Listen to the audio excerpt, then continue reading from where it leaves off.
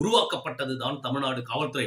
தமிழ்நாடு காவல்துறை தமிழினத்துக்கு எதிராக செயல்பட நினைத்தாலோ, இல்ல தமிழினத்துக்கு எதிராக பயமுறுத்த நினைத்தாலோ, அதை தட்டி கேட்பது ஒவ்வொரு தமிழனின் தலையாய கடமை. மறந்துராதீங்க, மறந்தும் இருந்துராதீங்க. தமிழ்நாடு காவல்துறையில 2 டிராபிக் போலீஸ் வந்து ஒரு பஸ்ஸை நிறுத்தி ஃபைன் போடுறாங்க. அந்த பஸ்ல இருக்கக்கூடிய 100 பயணிகள் என்ன உட்கார்ந்து வேடிக்கை பார்த்துட்டு இருக்கீங்க.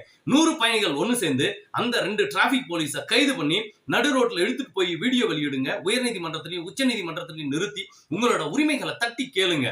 அதாவது ஒரு காவல்துறை அதிகாரி தன்னால ஒரு 10 ரூபா கொடுத்து டிக்கெட் எடுக்க வக்கில்ல அவர் வந்து ஒரு வீடியோவை வெளியிட்டு பரபரப்பாக்கி தமிழ்நாட்டில் இருக்கிற ஒட்டுமொத்த காவல்துறையும் ஒன்னு சேர்ந்துக்கிட்டு, அதுதான் நான் முதல்ல இருந்து சொல்லிட்டு இருக்கிறேன். ஒரு காக்கி தப்பு பண்ணுனா 100 காக்கி அதை பாதுகாப்பு பண்ணுது. சோ தமிழக மக்களே விழித்தெழணும். பொறுத்தது போதும் பொங்கி எழுங்கள், உறங்கியது போதும் விழித்தெழுங்கள். புரட்சிகரமான மாற்றங்களை தமிழகத்தில் உருவாக்கிடுவது ஒவ்வொரு தமிழனின் தலையாய கடமை.